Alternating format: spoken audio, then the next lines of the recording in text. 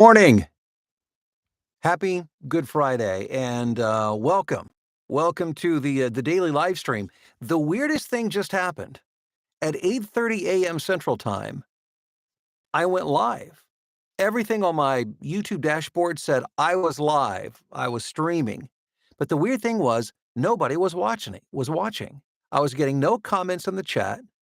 And so I just kept going thinking, well, maybe it's Good Friday and, nobody's wants to get up to see the live stream today. So I rambled on, for about 8 minutes and then I wrapped it up and then I thought, let me try it again.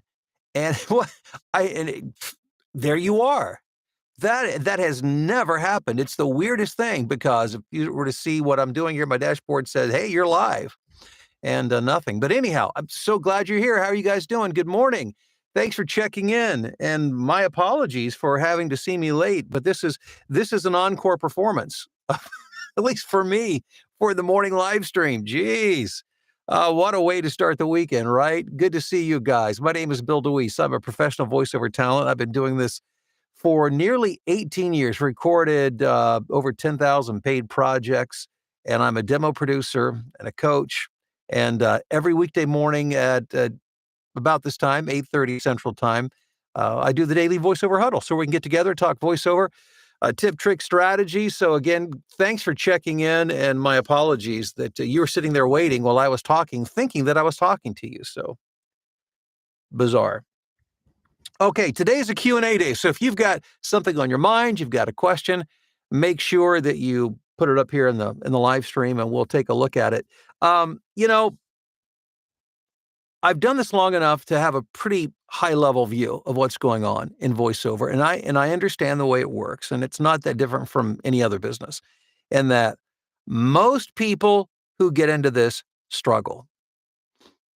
The majority of people really have a hard time just getting the wheels turning, and they're dying for good information, for good training.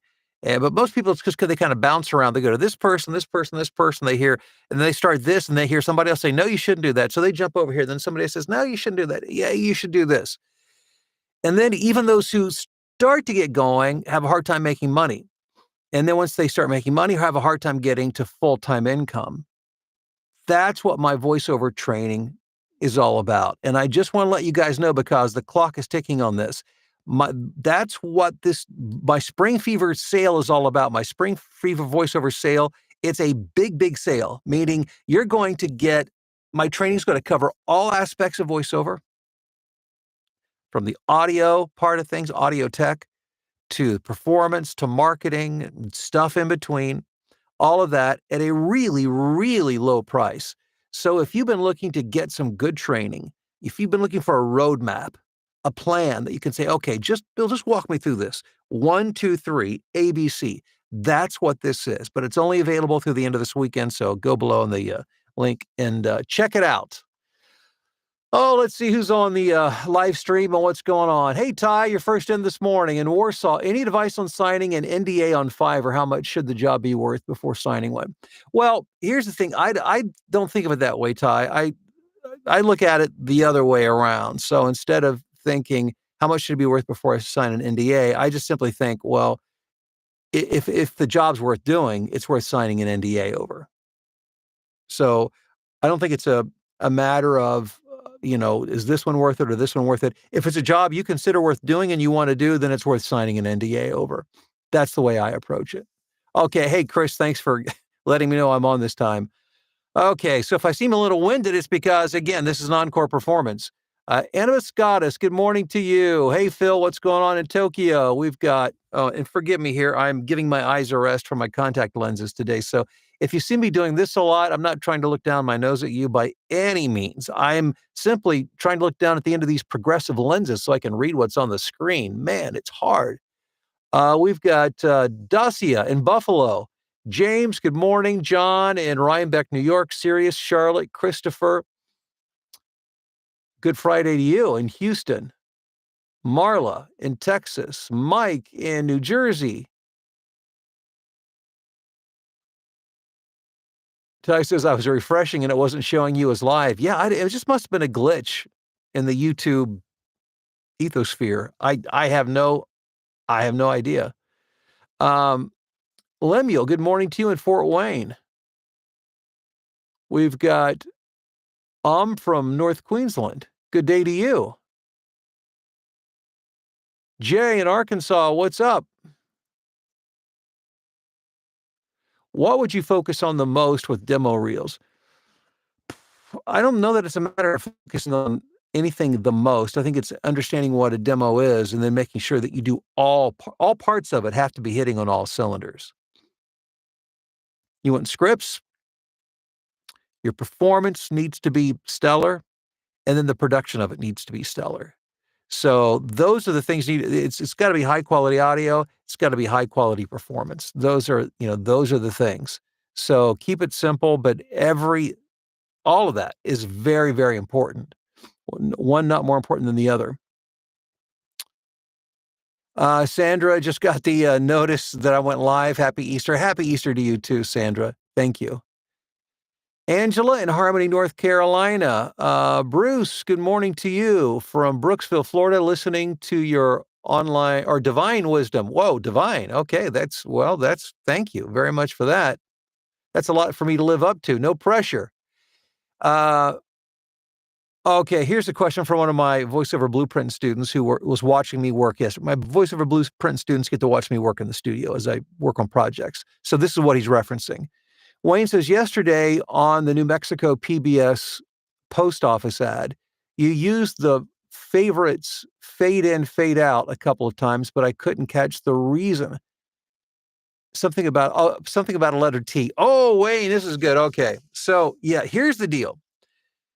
When I hit a consonant and it just sounds a little bit too aggressive to me, it could be a P, it could be a T, it could be a K. Those hard consonants or poppy consonants, if I'm too aggressive, and by the way, a compressor, when you're using compression, it may not be your microphone technique or that you're doing anything wrong at all.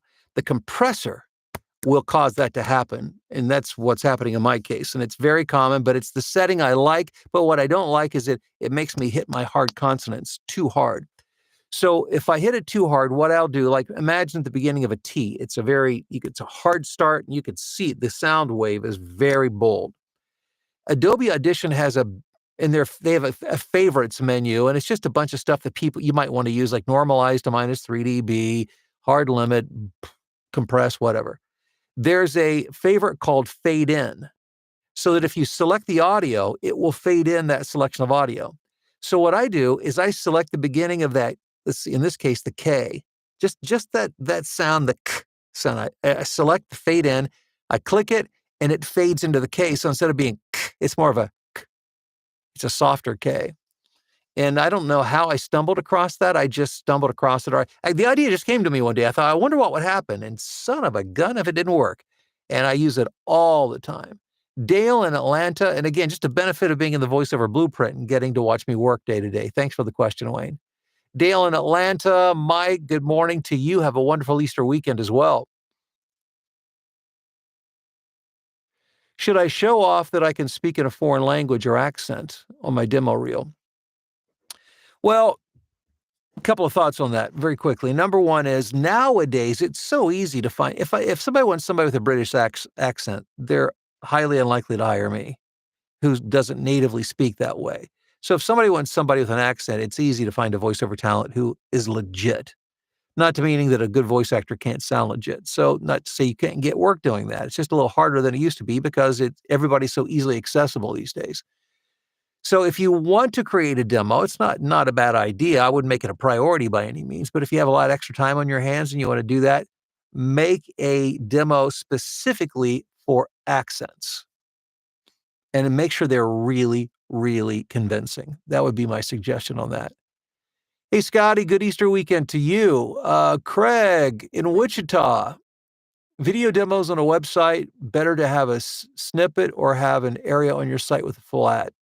Well, let me tell you what I do on my website. If you go to builddeweese.com, check it out when you get a chance, you'll see my two primary demos right at the top. Commercial demo, narration demo. And it's the snippets. It's like if you were to listen to my audio commercial demo, that 60 seconds, which has 6 or 7 commercials in it, and you look at the video, it's the same thing. It's just those 6 or 7 commercial snippets together as a montage for my commercial narration demo. Below that, you'll find a bunch of complete projects.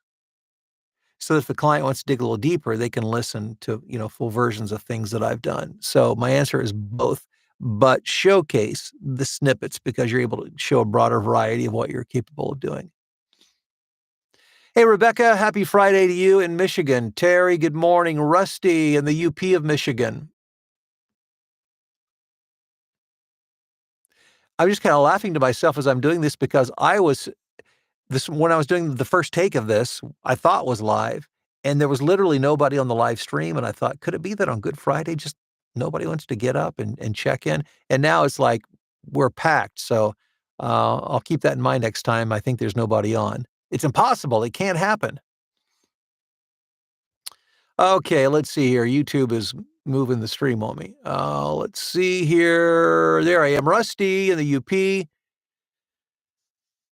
Can padding from a chair give good sound absorption? We made a box with the padding inside, but I don't know if it will work. Well, maybe. When I say maybe, meaning, you can try anything. It might work. But for you to say, well, a box and padding, I don't know because I don't know anything about the padding. I don't know anything about the box. I don't know anything about the environment. So you have to try it out. That's the thing. But it's amazing what you can get to work. Like moving blankets are fantastic. Pillows can be wonderful. You don't have to use acoustic foam and professionally created sound blankets, although they're great and I love them. You might be amazed. So give it a shot and see what happens. Hello to you, Joy in Michigan. If I wanted to work for hospitals, who would I contact? Not a hospital, because typically most companies don't do their own stuff internally. That's why I'm always telling my voiceover blueprint students, don't get distracted by trying to contact TV stations and radio stations, hospitals, pharmaceutical companies. The work is done by production companies. That's where this work doesn't matter what the work is. It's almost all done by production companies, like video production companies. So that you market to these production companies, these producers, because they do everything. So when you get for instance, you develop a client, one production company, you may end up doing all kinds of stuff. I mean, I do tons of healthcare, but it's never through the hospital directly. It's always through a marketing firm or a production company. I mean, I do a lot of healthcare. I do commercials for hospitals all over the country. None are directly with a hospital. They're all through, again, marketing agencies and production companies. That's where you look. Oh, see Gene in Dallas. Theo, good morning to you from the kitchen table in lovely Palos Hills. David, good morning to you in Gardner, Kansas. Terry, good morning in sunny Fallston, Maryland. The Reds looked good yesterday. The Reds looked amazing yesterday. Don't undersell it, Terry. Don't undersell it. They were leading like 7-0 by the end of the second inning, I think. It was smash ball yesterday. Things slowed down a little bit after that, but man, it was crazy, crazy good. Let's see. Daisha, thank you. Theo, progressives and computer work. I feel your pain. I know. I mean, if I had to work like this all the time, my neck would be so messed up from working like this just so I could see.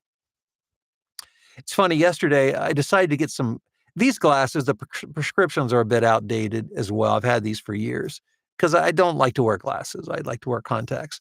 But I decided to go to Warby Parker. They do the virtual try on, and I requested they'll for free let you try out 5 lenses. I'm sorry, 5 frames. So I ordered 5 frames, of which Vicky only liked one of them. She's pretty particular. And so I'll be working on that. But I'd like to get a good pair of glasses where I can see well, not have to do this kind of number. And maybe a little more updated as well. But, we'll see. Good morning. Just wondering how many auditions we need to do before potentially getting our first job. Well, as many as it takes is the easy answer, because it could be the first audition you ever do. It could be the 1,000th audition you ever do. And I'm not trying to play around with you on that. I mean, I'm serious. On average, If you're brand new, expect to do hundreds of auditions. And it also depends on what, who you're auditioning with and what the competition. I mean, it could be different platforms, different agencies, all that kind of thing. Um, if you're very, very, very, very experienced, I would say 1 out of 40, 1 out of 50 would be really, really good. So if you're brand new, expect to do at least hundreds of auditions. And that's why you don't want to depend on auditioning as a standalone strategy for building a voiceover business. It's a really not that you have to audition. You have to be able to audition. Um, because most everybody will at least want you to read a script before they commit to hiring you. But if all you're doing is like, you're on voices.com or voice 123 and you're just imagine the number of auditions you have to do. There are people who do that. That's how they make their living. But physically, how long can you sustain that? So you need to have other strategies as well. GS, what's up? Oh, let's see here. Hello from Plano, Texas. Anthony in Phoenix. What's my typical rate charge for a directed session for e-learning work? Well, my standard rate for e-learning is like $35 per finished minute. If they want to direct me, I'll probably, depending on how long it is, I'll add some more to that. So if it's a half-hour session, I don't know, maybe another 50 to $75, and then I'll just go from there. But it depends on the length. Aaron in Columbia, Missouri. Lemuel, how are you doing? Who else, aside Voices and Voice 123, would I consider for the best pay-to-play platforms? Aside from them, really the Voice Realm is the only other one that I take seriously. So the Voice Realm, voices.com, Voice 123 would be the ones I would focus on. All right, guys, I'm going to have to wrap it up now that it's hitting about 9 o'clock my time because I got work I got to do. And it's my bad for not actually having this thing live at 8:30, even though I thought I was. But such is technology, right? I know you understand what I'm saying. Have a wonderful Easter weekend. Thanks for being here. I'll talk to you guys Friday. We'll see you.